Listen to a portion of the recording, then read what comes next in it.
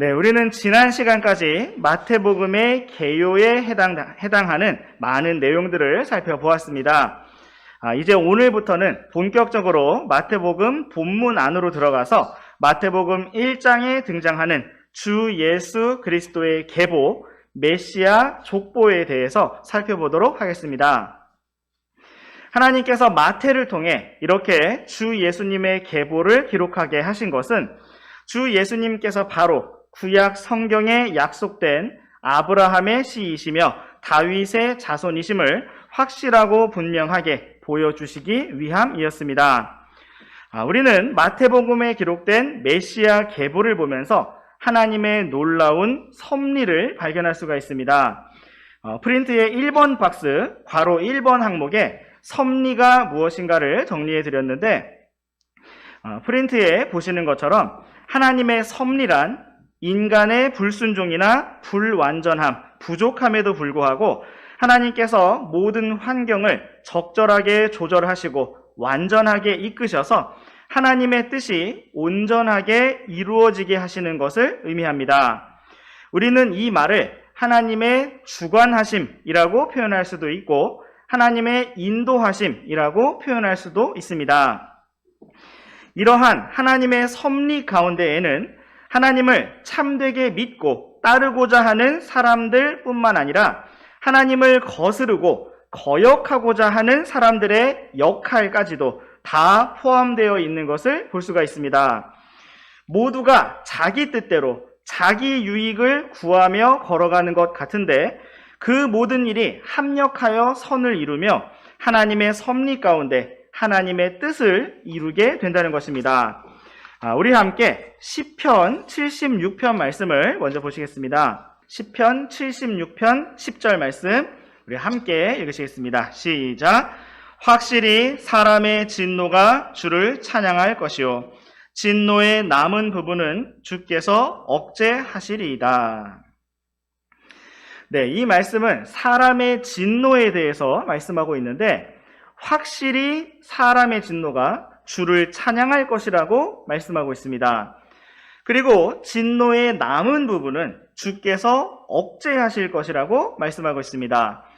이 말씀을 잘 기억하시면서 우리 함께 야고보서 1장 말씀으로 가보시겠습니다. 야고보서 1장 20절 말씀입니다. 시작. 이는 사람의 진노가 하나님의 의를 이루지 못하기 때문이니라. 네, 이 말씀은 사람의 진노에 대해서 말씀하시면서 사람의 진노가 하나님의 의를 이루지 못한다고 분명하게 말씀하고 있습니다. 그렇다면 우리는 앞에서 읽었던 시편 말씀과 이 말씀을 어떻게 조화시켜 이해할 수 있을까요? 시편 말씀에서는 확실히 사람의 진노가 주를 찬양한다고 하였는데 그렇다면 우리는 마음껏 진노해도 되는 것일까요? 사람의 진노는 야고보서 말씀처럼 하나님의 의를 이루지 못하는 것이 맞습니다. 그러므로 이 말씀 앞에 있는 야고보서 1장 19절 말씀은 진노하는 것을 더디하라고 말씀하고 있습니다.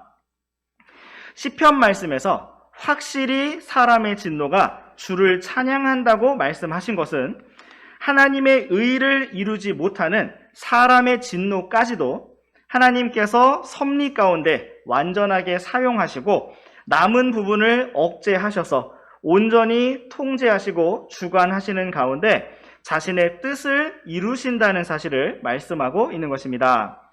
그러므로 우리는 사람의 진노를 두려워할 필요가 없습니다.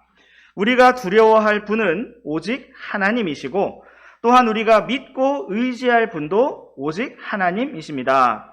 하나님께서 모든 것을 주관하시고 통제하시며 섭리 가운데 인도하고 계시다는 사실을 우리가 믿고 오직 주님께 순종하는 길로 나아가기를 원합니다.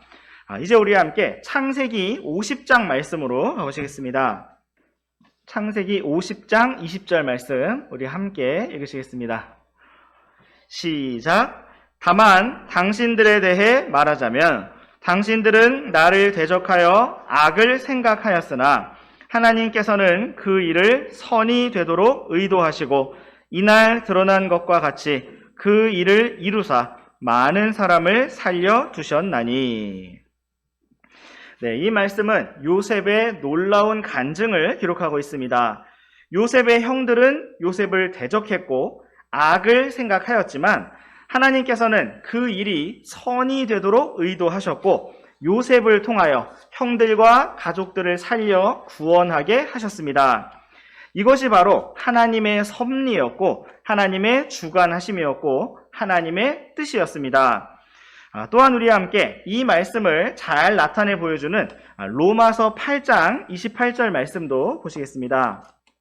우리 함께 읽어보시겠습니다. 로마서 8장 28절 말씀입니다. 시작. 우리가 아는 바와 같이 하나님을 사랑하는 자들 곧 그분의 목적에 따라 부르심을 받은 자들에게는 모든 것이 합력하여 선을 이루느니라. 아멘. 성경은 하나님을 사랑하는 자들 곧 그분의 목적에 따라 부르심을 받은 자들에게는 모든 것이 합력하여 선을 이룬다고 분명하게 말씀하고 있습니다. 그러므로 우리는 아무것도 두려워할 필요가 없습니다.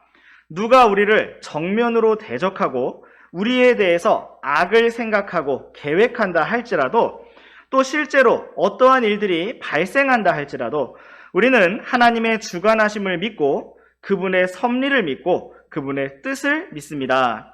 그 모든 일이 하나님의 영원하신 관점 안에서 합력하여 선을 이루게 될 줄로 믿습니다. 그러므로 우리가 오늘도 오직 믿음으로 담대하게 살아가기를 원합니다. 또한 우리가 하나님의 섭리에 대해 생각하면서 우리 자신이 어떤 역할을 해야 할 것인가를 주의해서 생각해 보기를 원합니다. 요셉의 형들은 요셉을 이집트에 팔았던 사람들로서 요셉의 인생에서 매우 큰 부분, 큰 역할을 차지한 사람들이었습니다. 그렇다면 요셉의 형들은 과연 하나님의 뜻 가운데서 하나님께서 사용하신 도구들이 된 것일까요? 하나님께 사용받은 사람들일까요? 하나님께서 모든 일을 합력하여 선을 이루게 하셨다는 면에서는 도구로서 사용된 부분이 있습니다. 그러나 그 일은 그들이 하나님께 순종하거나 하나님과 동행한 것이 아니었으므로 그들 스스로 죄를 짓고 잘못한 일이 됩니다. 우리 또한 이 땅에서 많은 말들을 하고 또 많은 일들을 행하면서 하나님의 일들을 이루게 되는 어떠한 도구가 될 수 있습니다. 때로는 죄 가운데, 진노 가운데 함부로 행하다가 다른 누군가에게 주님을 바라보게 만들어주는 계기가 될 수도 있습니다. 그러나 그것은 우리가 주님의 뜻 가운데 순종한 결과가 아니고 다만 하나님께서 섭리로 모든 것을 사용하셨을 뿐입니다. 오늘 우리가 원하는 바는 그렇게 내 마음대로 행하다가 의도하지 않게 어쩌다가 하나님의 섭리 가운데서 사용되어지는 사람이 아니라 참으로 주님의 마음을 알고 주님의 뜻을 이해하며 온전히 순종하는 가운데 주님과 함께 걷는 가운데 길을 나아가는 것입니다. 참으로 우리가 그러한 참된 믿음의 길로 주님과의 동행의 삶으로 나아가기를 원합니다. 이제 우리 함께 계속해서 프린트의 섭리 부분 아래쪽에 있는 별표 부분을 살펴보시겠습니다. 하나님께서 모든 것을 뜻대로 주관하시고 인도하신다는 하나님의 섭리는 운명론이라는 사상과 또 개념과 전혀 다른 것임을 주의해서 보기를 원합니다. 모든 것이 이미 다 정해져 있고 사람이 그것을 거스를 수 없다는 운명론은 성경과는 다른 위험한 사상입니다. 먼저 우리 함께 누가복음 7장 말씀을 함께 보시겠습니다. 누가복음 7장 30절 말씀입니다. 시작. 바리새인들과 율법사들은 그에게서 침례를 받지 아니하였으므로 자기들을 향한 하나님의 계획을 거절하더라. 네, 이 말씀은 바리새인들과 율법사들이 선택하였던 그들의 길에 대해서 기록하고 있습니다. 성경은 분명하게 그들이 자기들을 향한 하나님의 계획을 거절하였다고 말씀하고 있습니다. 하나님께서 그들을 향한 뜻과 계획과 목적을 가지고 계셨지만 그들이 그것을 거절하였다는 것입니다. 만약 운명론 혹은 칼빈주의 사상에 따른다면 그들은 예수님을 거절하고 지옥에 갈 운명으로 이미 정해졌고 계획되었다고 말할 수가 있을 것입니다. 그러나 성경은 그들이 하나님의 계획대로 예수님을 거절했다라고 기록하지 않고 그들이 하나님의 계획을 거절했다라고 말씀하고 있습니다. 하나님께서 모든 것을 주관하시고 자기 뜻대로 인도하신다는 섭리에 대한 가르침은 우리가 아무렇게나 막 살아도 이미 정해진 주님의 뜻이 다 이루어진다는 의미가 아닙니다. 하나님께서는 모든 미래를 다 아시고 영원하신 하나님 앞에서는 그 모든 미래의 일들이 이미 일어난 과거의 일들과 같을지라도 그러한 관점은 하나님께 속한 것이지 우리 사람들에게 속한 것이 아닙니다. 그러므로 성경은 우리가 자유의지를 가지고 주님을 선택하고 바라보아야 한다고 말씀하고 있습니다.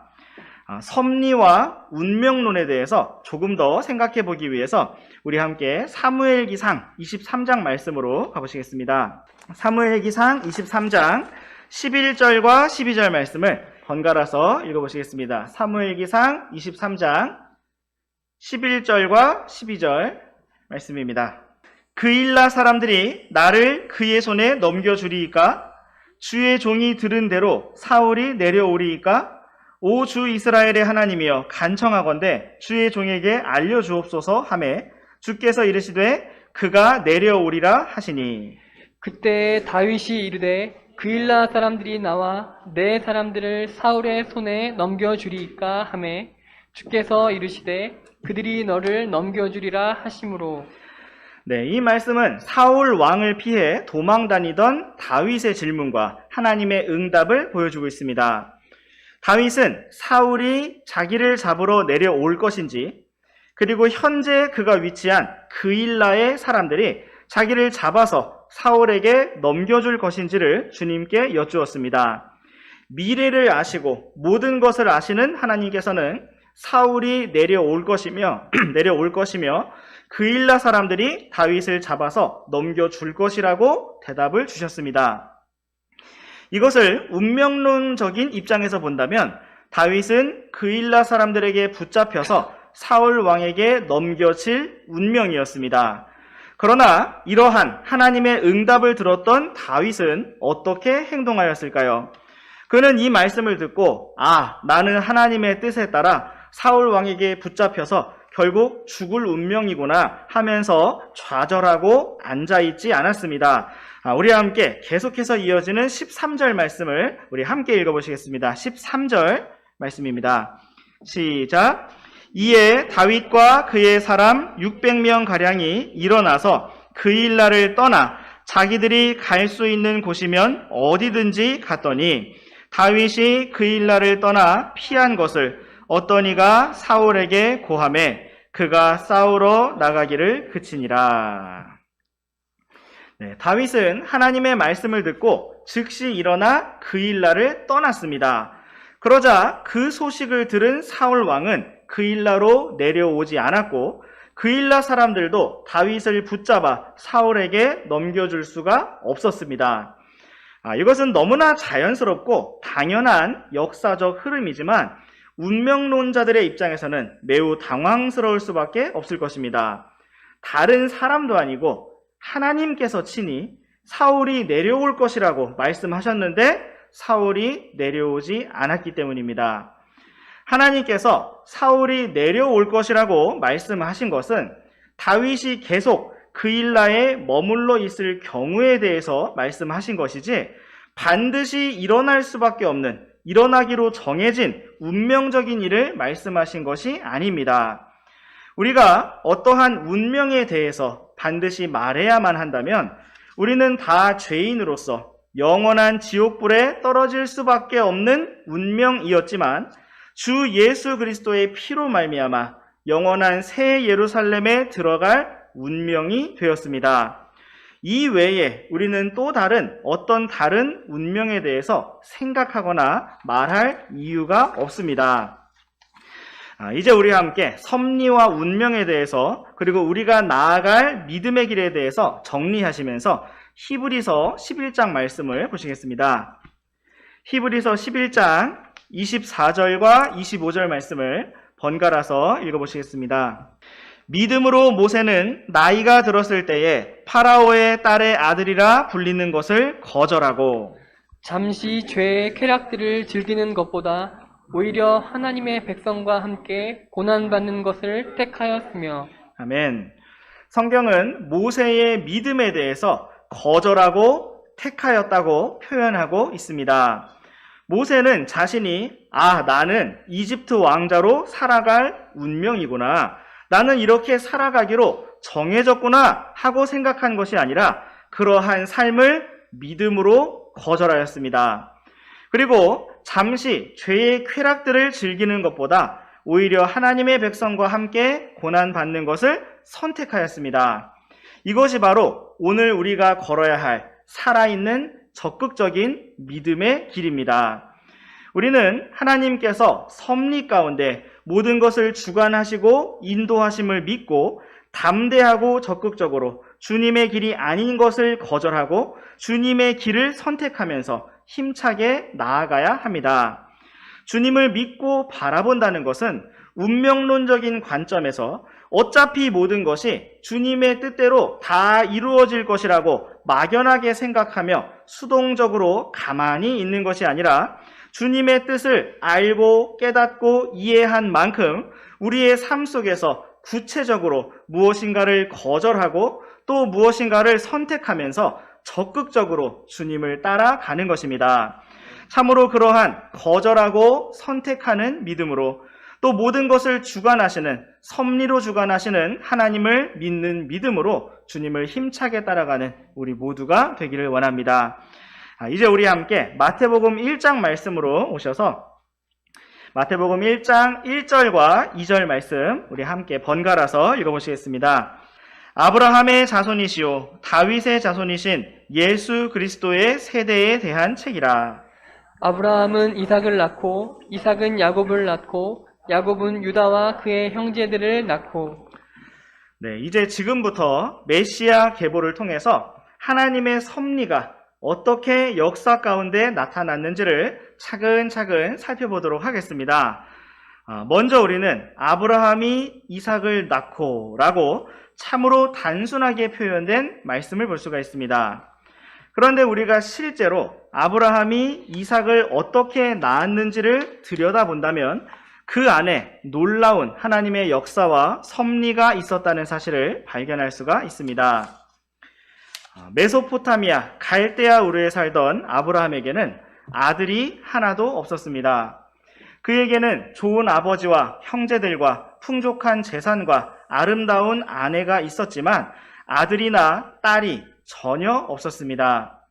그러한 아브라함을 영광의 하나님께서 불러내시면서 가족과 고향을 떠나 약속의 땅으로 오면 그에게 아들을 주시고 많은 자손을 주시겠다고 약속하셨습니다. 그러한 부르심을 받았던 아브라함은 마침내 약속의 땅에 도착하였고 아들을 주시기를 간절히 기다렸습니다. 우리 함께 창세기 12장 말씀으로 가보시겠습니다. 창세기 12장 14절부터 16절까지 말씀입니다. 아브라함이 이집트로 들어갔을 때 이집트 사람들이 그 여인을 보되 그녀가 심히 아름다운 것을 보았으며 파라오의 통치자들도 그녀를 보고 파라오 앞에서 그녀를 칭찬하였더라. 사람들이 그 여인을 파라오의 집으로 데려가매 파라오가 그녀로 인해 아브라함을 선대함으로 그가 양들과 소들과 수나기들과 남종들과 여종들과 암나기들과 낙타들을 얻었더라. 네, 이 말씀에서 우리는 이집트로 들어간 아브라함과 사라를 볼 수가 있습니다. 아브라함이 이집트로 들어간 이유는 위에 10절 말씀에 기록된 것처럼 하나님께서 약속하신 가나안 땅에 기근이 들었기 때문이었습니다. 아브라함은 자기 목숨을 잃을까 두려워하여 자기 아내 사라를 누이라고 거짓말하였고, 파라오는 아브라함에게 많은 지참금을 주고 사라를 아내로 맞이하려 하였습니다. 만약 이 일이 그대로 진행되었다면 아브라함이 사라를 통해 아들을 낳는 일이 이루어질 수가 없게 될 것이었습니다. 이제 우리가 함께 창세기 12장 17절 말씀을 읽어보시겠습니다. 17절 말씀입니다. 시작. 주께서 아브라함의 아내 사레로 인해 파라오와 그의 집에 큰 재앙들로 재앙을 내리시매.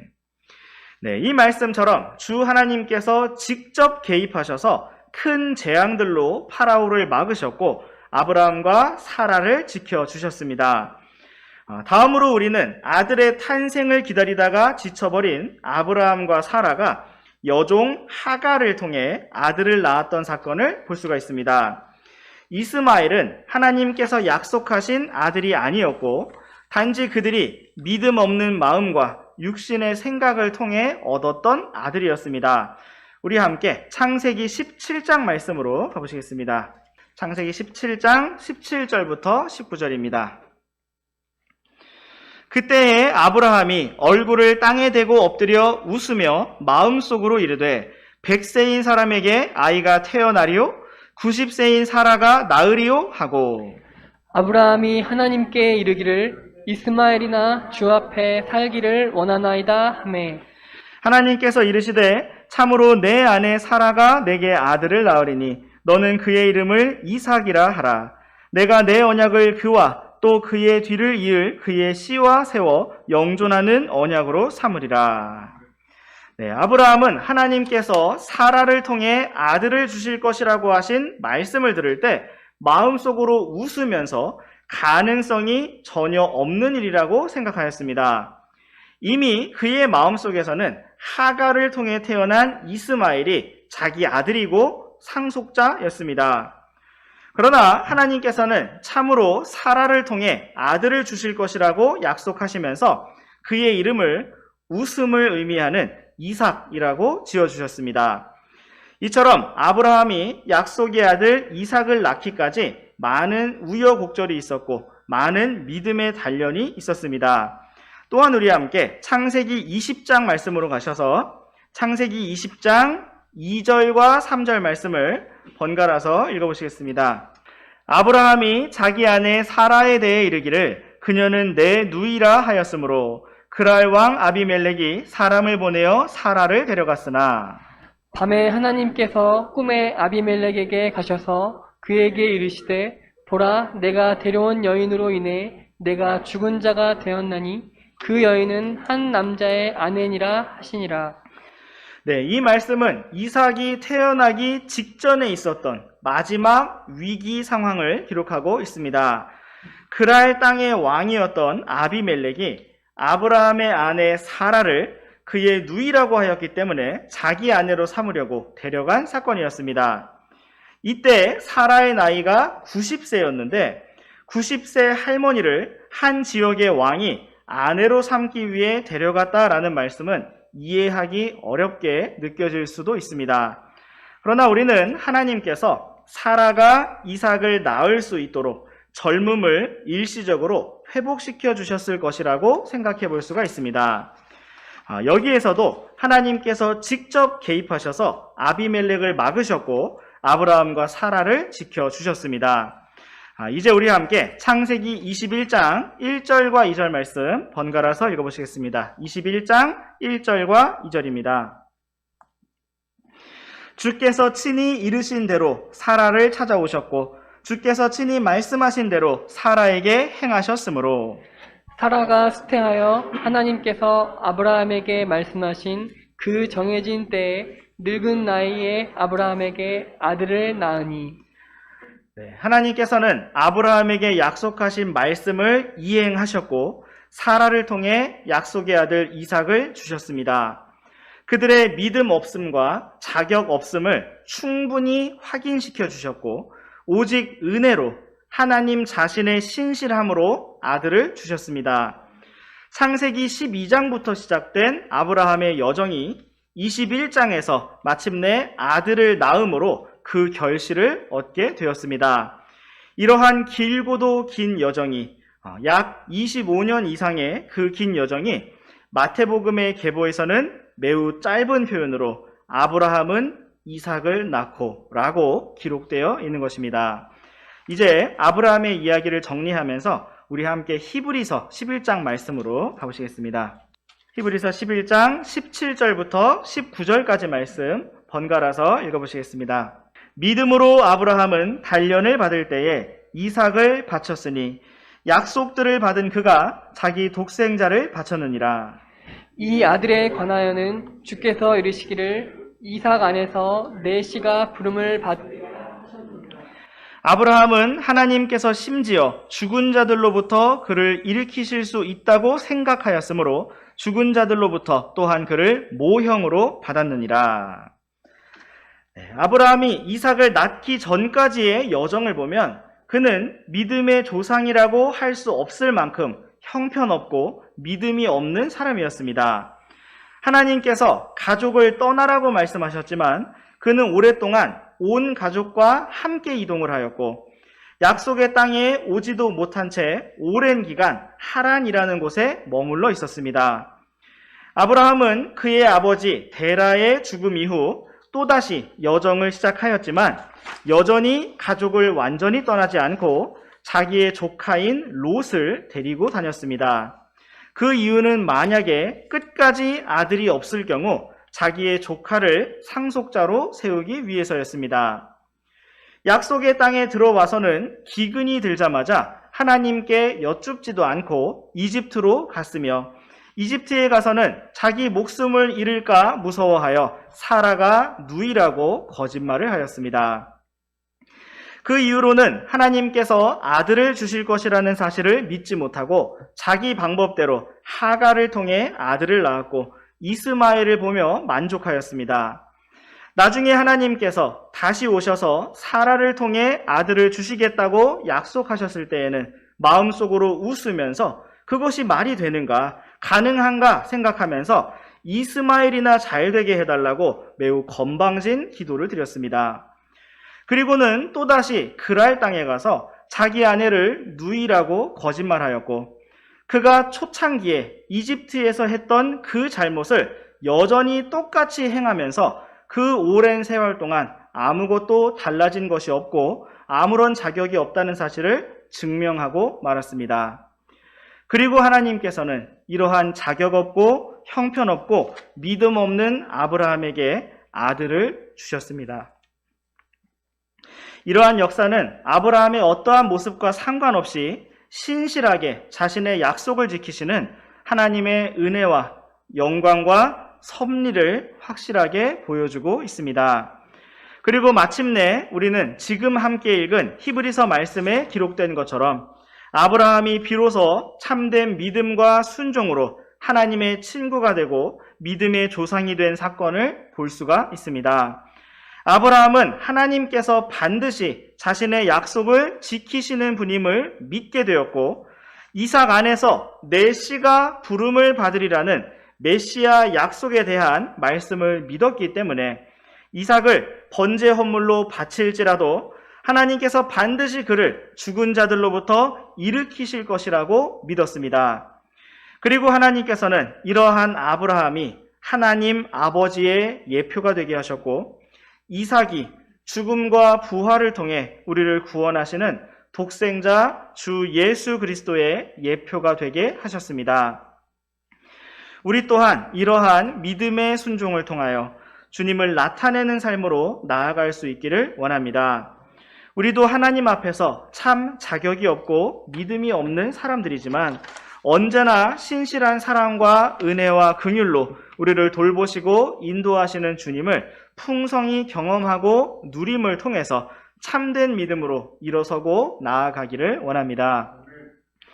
믿음의 시련과 단련이 올 때 하나님께서 우리를 지키시고 돌보시고 인도하시는 분이심을 믿기를 원하고 모든 일을 섭리 가운데 주관하시며 합력하여 선을 이루시는 분이심을 믿기를 원합니다. 날마다 매순간 믿음의 담대함 가운데 힘차게 주님을 바라보고 따라가는 우리 모두가 되기를 원합니다. 다음 시간에 계속해서 섭리로 보존된 메시아 계보에 대해서 계속 이어서 살펴보도록 하겠습니다. 기도하고 마치겠습니다.